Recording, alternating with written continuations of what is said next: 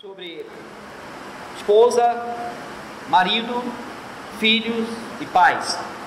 E vou reler.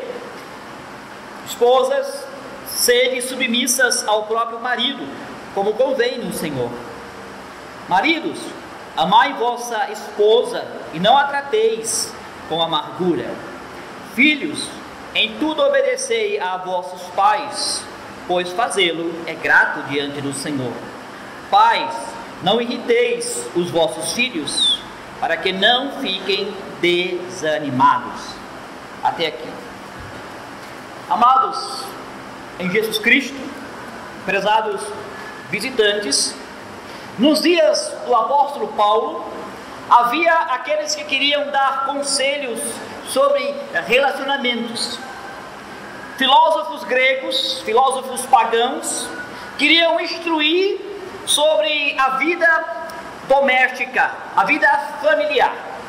Eles ensinavam sobre como se ter uma casa bem estruturada, bem coordenada, e seus escritos eram dirigidos a um público muito particular. Eles dirigiam-se aos chefes das casas, aos homens, e pode-se observar que em certas ocasiões, olhando na perspectiva cristã, havia certas verdades, certo valor em seus conselhos dados, mas em muitos outros momentos ficava muito claro de que a vontade de Deus era algo completamente diferente daquilo que eles estavam aconselhando. Irmãos, a igreja de Colosso era composta de todos os tipos de pessoas diferentes. Elas tinham ouvido sobre Jesus Cristo, como Ele graciosamente salvara pecadores, e eles creram na mensagem do Senhor. E então eles também precisavam de instruções bíblicas sobre como viver em união com Cristo. Eles precisavam de instruções sobre o processo de se tornarem semelhantes a Cristo. Se nós observarmos no início do capítulo 3, na carta aos Colossenses, torna-se muito evidentes que nós temos direcionamentos gerais, direcionamentos que são a várias classes de pessoas, mas o texto que nós lemos, o texto específico, trata sobre instruções destinadas a uso doméstico e vida familiar. Quer dizer, como direcionar a nossa mente nas coisas do alto, sendo marido, sendo mulher na família. Como direcionar a nossa mente como um pai cristão, como um filho cristão. O que significa ter Cristo, o nosso Senhor, quando você é um jovem, quando você é um adolescente, uma criança. Como viver como um cristão quando você é um servo, quando você é um senhor. E o Espírito Santo não quer que o povo de Deus vá ao mundo para descobrir essas coisas. Não, o mundo só vai fornecer uma mistura de verdades e erros. E na maioria das vezes, os erros vão dominar aquilo que vão receber como instrução, como portarem no mundo. Mas o Espírito Santo quer dar ao povo de Deus a infalível e pura verdade através da sua palavra.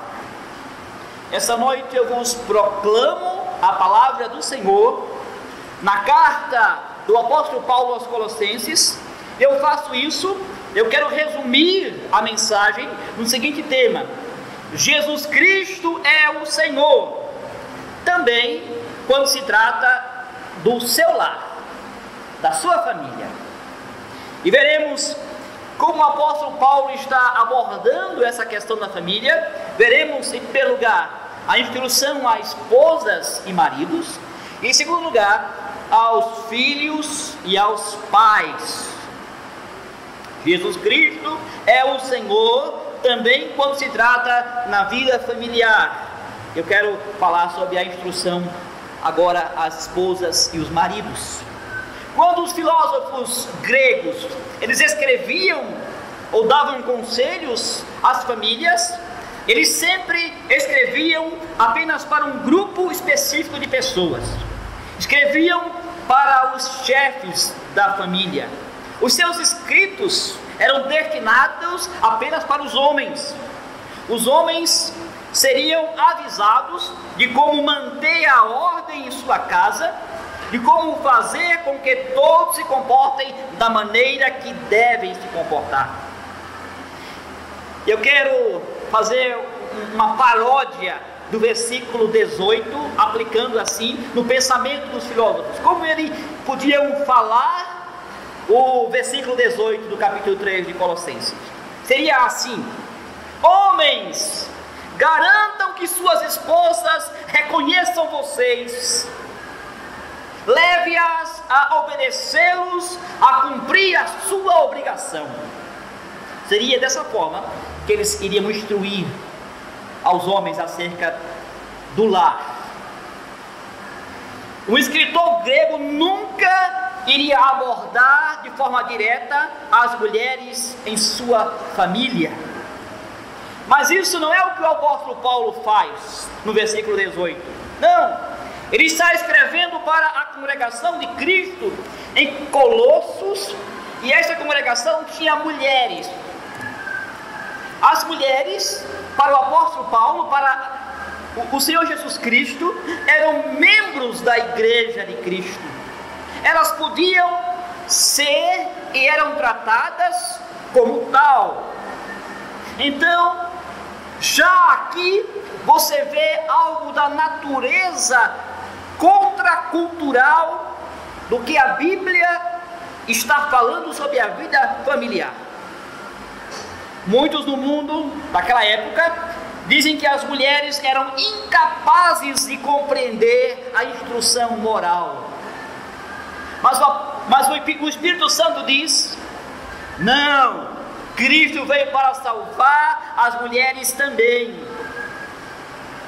Ele vive nos corações das mulheres também.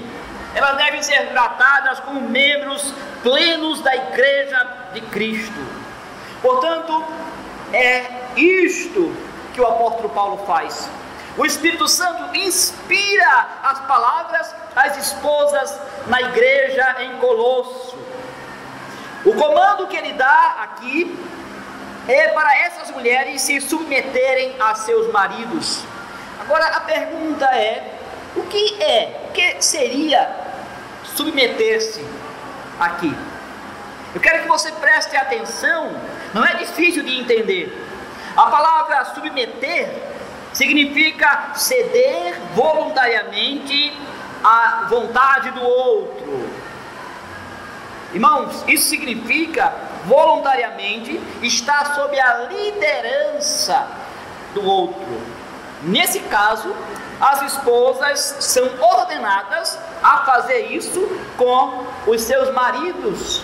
Esposas cristãs, reconheçam a liderança de seus maridos, ajam em conformidade com isso. Como eu falei, isto era contracultural no dia do apóstolo Paulo. Você nunca iria abordar as mulheres de forma direta e dizer-lhes: faça isso. Não. Você não ia tratá-la como uma pessoa responsável que pode ser encorajada a fazer isto. Em vez disso, era aos maridos que se referiam. Era aos maridos que se dizia a eles: leve-as a fazer isso. Irmãos, em nossos dias, essas palavras também são contraculturais. Claro, de forma diferente. Hoje as pessoas se sentem realmente ofendidas com a ideia de que uma esposa deve reconhecer a liderança do seu marido, seguir a liderança do seu marido. No entanto, o que nós temos aqui é a palavra de Deus. É dada como verdade atemporal. Valia na época do apóstolo Paulo e vale para os nossos dias hoje. A esse respeito, há algumas coisas que eu quero destacar, falar agora nesse momento. Em primeiro lugar, a Bíblia diz que esta é a forma como as coisas foram projetadas já desde o início. Em outras palavras, o que nós temos aqui em Colossenses capítulo 3 não é uma coisa cultural, não é algo que vale para uma época e não vale para outra, porque a cultura evoluiu, as pessoas se tornaram melhores. Não! Ninguém pode dizer, funciona apenas para aquela época, nós somos mais evoluídos. Não, eu contesto, eu vou contra este pensamento. Ela está enraizada na criação e, portanto, vai além da cultura em que se vive. Adão foi criado como o cabeça da sua esposa. O homem foi criado para ser o cabeça da sua família, incluindo a sua esposa. E isso não é algo que aparece mais tarde, aparece após a queda, ou de repente no Novo Testamento. Não, é o que nós chamamos de ordenança da criação. Deus projetou a ideia de submissão conjugal já desde o início da criação. Essa ideia faz parte daquilo que o Senhor Deus disse é muito bom. Se você ler Gênesis capítulo 1, versículo 31, você vai ouvir a expressão é muito bom. E se alguém se irritar quando a Bíblia fala sobre a submissão da esposa ao marido, ele está dizendo que Deus é mentiroso. Gênesis capítulo 1, versículo 31, diz, é muito bom, e viu Deus que isso era muito bom. E eu digo, é perigoso você dizer ou ter como se Deus fosse um mentiroso. Em segundo lugar, a submissão de uma esposa cristã deve ser uma submissão ao seu próprio marido. Em seguida, nós temos que nos lembrar que essa submissão não é absoluta. Nenhuma autoridade humana é absoluta. Sabe quem é ou quem tem autoridade absoluta? É Deus. O que isso significa é que nenhum ser humano tem o direito de dizer a outro para fazer algo que contrarie a palavra de Deus. Neste caso, nenhum marido tem direito de dizer à sua esposa para fazer algo que vá contra a Bíblia. Nenhuma mulher está ou deve estar sob constrangimento de se submeter ao marido que está pedindo-lhe para fazer algo ímpio, algo mal. Há limites, e é bom que se deixe claro aqui que há limites para esta autoridade. E finalmente, observe as últimas palavras do versículo 18: como convém no Senhor.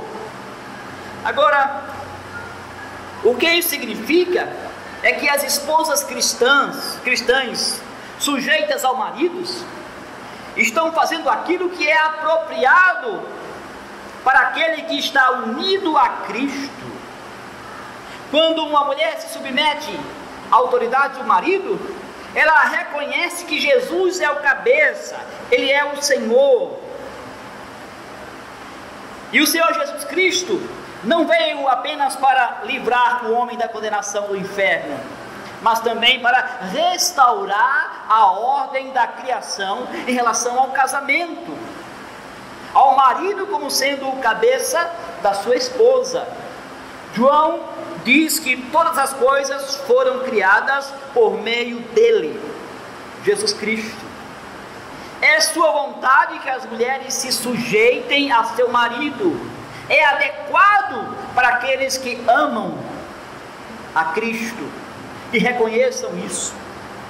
No versículo 19, os maridos da igreja também são abordados nessa passagem.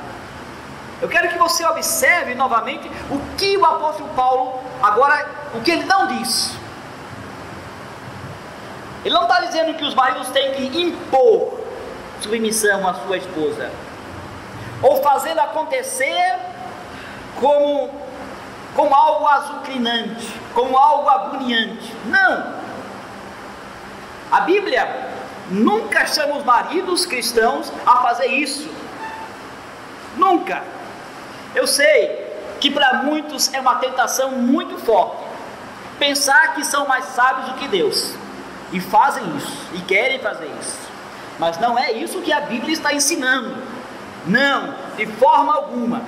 Em vez disso, o Espírito Santo diz que os maridos devem amar suas esposas.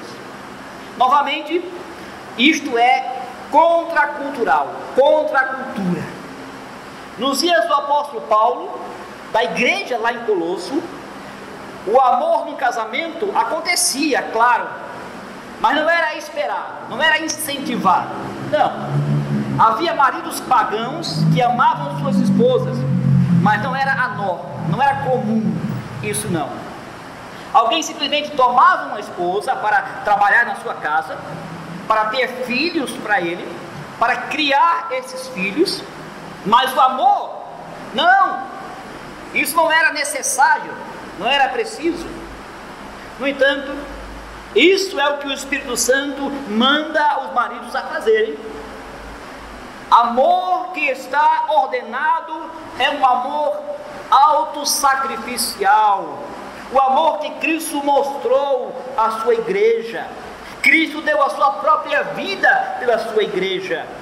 É o amor que coloca a outra pessoa em primeiro lugar, que está disposto até mesmo a se dar totalmente em favor da sua esposa, dá até a sua própria vida. É o amor que fala sobre compromisso, sacrifício. Dessa forma, o amor que é ordenado aqui é também contracultural. E eu digo em nossos dias. Em nossos dias, o amor, ou ele é romantizado, ou ele é sensualizado. Mas não é o amor que aqui nós estamos ouvindo ou lendo na carta do apóstolo Paulo aos Colossenses. Mas isso não é o amor que os maridos cristãos devem ter com as suas esposas. Irmãos, maridos, futuros maridos, o nosso amor por nossas esposas devem ser ou seguir o modelo de Cristo, amando a sua igreja. É este o referencial que você deve ter. Se você ama a sua esposa dessa forma, então a próxima parte do versículo 19 será uma consequência em sua relação. Diz lá: não as trateis com amargura. Vocês lembram em 1 Coríntios 13? O amor é paciente, o amor é bondoso. A amargura do versículo 19 é sobre tratamento com dureza, de forma desagradável. É olhar para a sua esposa, rebaixá-la quando ela está se expressando. Não é dessa forma. Não é de uma forma rancorosa nem grosseira. Isso não se encaixa com o amor de Cristo por sua noiva, a sua igreja. Se o nosso amor é modelado pelo amor de Cristo à igreja, nós não podemos ser cruéis, duros com as nossas esposas. Na verdade, ser insensível é o oposto do amor demonstrado por Cristo à sua igreja. Não serve como modelo. Não deve ser esse tipo de amor que nós estamos seguindo. Agora eu quero observar, quero olhar para os versículos 20 a versículo 21. Jesus Cristo é o Senhor também, quando se trata do nosso lar, nossa família. E aqui Paulo fala sobre filhos e pais. São a vocês que eu quero falar. Os filhos são abordados diretamente no versículo 20. Isto é interessante por algumas razões. Em primeiro lugar, mais uma vez, nos dias do apóstolo Paulo, isso não era comum, não era feito. Você podia dar conselhos ou ordens para os pais, em especial o pai. Era dito ao pai para se impor, para que seus filhos obedeçam a você. Mostre que você tem autoridade, mostre que você tem braço forte. Em nossos dias,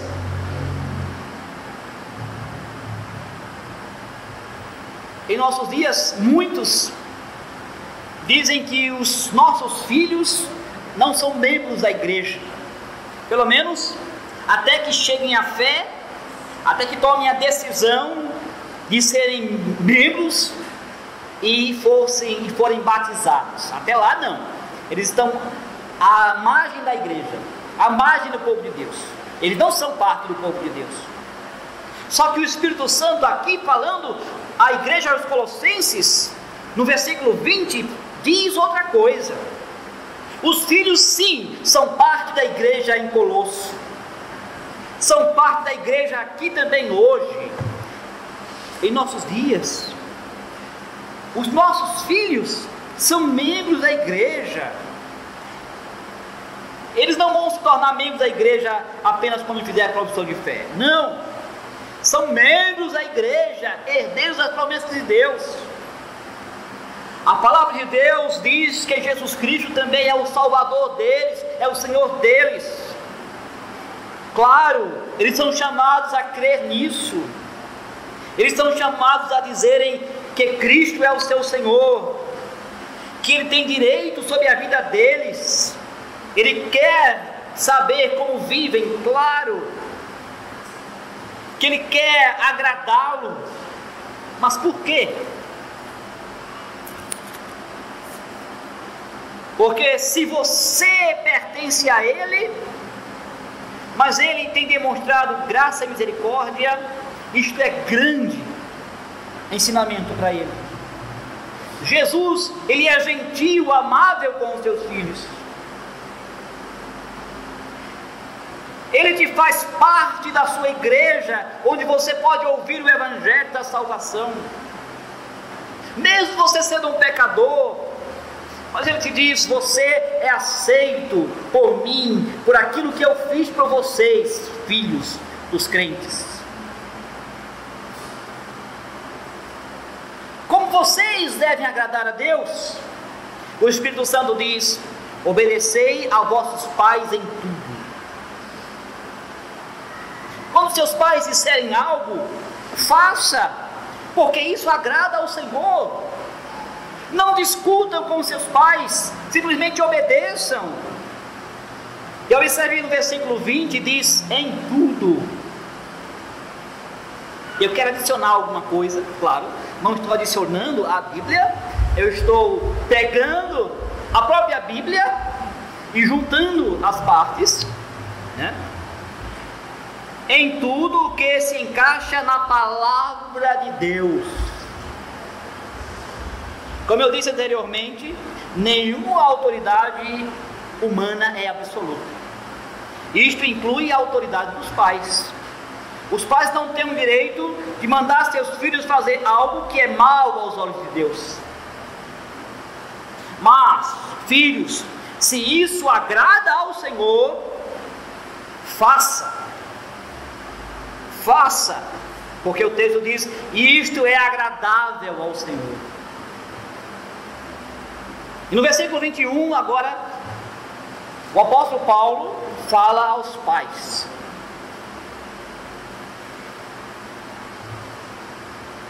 E aqui nós temos um direcionamento aos pais, como cabeça da casa.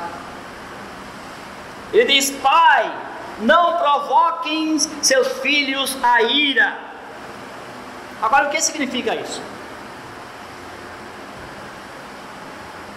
Significa que você não pode despertar uma reação negativa em seus filhos, irritá-los. Agora, é importante entender o que isso significa. Existem várias maneiras de você estar irritando a seus filhos. Eu digo de uma forma onde não é apenas sobre o entendimento dos seus filhos, mas na forma que a Bíblia não aprova. Por exemplo, tratar os seus filhos com aspereza, com excessivo rigor. Quando seu filho fizer algo errado, os pais vão com uma força desproporcional, sem que esteja conversando, ensinando e até aplicando, sim, por que não, a vara, mas com um propósito definido. Não pode ser assim, saiu da linha, punição. Não há espaço para punição rápida e tão dura, que não condiz àquilo que foi feito. Não há espaço onde não há avisos, onde não há graça, onde não há espaço para crescimento, para aprendizado e ensino. Se isso for praticado sem propósito, é como se fosse um tiro saindo pela culatra.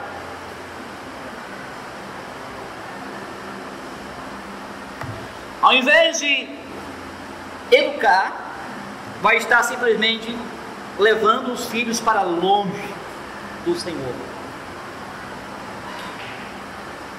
Outra maneira que os filhos podem ser provocados é através da hipocrisia em casa. Os filhos, eles veem os pais, aqueles pais que dizem às pessoas que são pessoas tementes a Deus, mas em casa, quando ninguém está olhando, aí vivem como se fosse no mundo. Esses pais podem pensar que seus filhos são pequenos demais para pegar isso e não perceber. Mas eu digo, a realidade é diferente. Crianças, e eu digo adolescentes, têm detectores de hipocrisia, e são muito agudas nisso. Eles sabem. Eles captam muito rapidamente quando seus pais estão agindo de uma maneira no domingo e agem de outra maneira na segunda-feira. E eu digo, isso provoca a ira dos seus filhos. E qual é o resultado de filhos que são provocados pela dureza, pela hipocrisia ou por outras coisas que não condizem a um pai cristão? Simplesmente levar os filhos a estar ficando pelo caminho.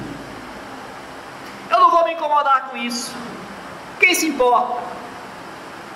E eu digo, pior ainda, é porque tem um impacto sobre como eles veem a Deus e como a fé deles se desenvolve. Se seu pai e a sua mãe são tão rápidos em condenar, são tão duros para não ver nele nenhum, não ver neles mesmos nenhum sinal para misericórdia, para graça, as pessoas nunca vão ver Deus dessa forma. Se eles nunca experimentam a graça e a misericórdia de seus pais, eles acham que não tem sentido algum, não tem sentido graça e misericórdia de Deus em Cristo. Pais, disciplinem seus filhos. Isso é importante. Modele-os espiritualmente, para melhor, não para pior. Leve o que o Espírito Santo diz aqui e leve isso a sério. Os seus filhos podem ficar desanimados. Eles foram confiados a vocês pelo Senhor. para conduzi-los a um relacionamento saudável com Deus. Ensine seus filhos, conduz na palavra de Deus, inculque a palavra de Deus, discipline, mas faça isso de forma cristã, no modo que não os leve para longe de Deus. Tendo Cristo como Senhor de tudo, isso faz grande diferença. E aqui é o ponto daquilo que Paulo está falando.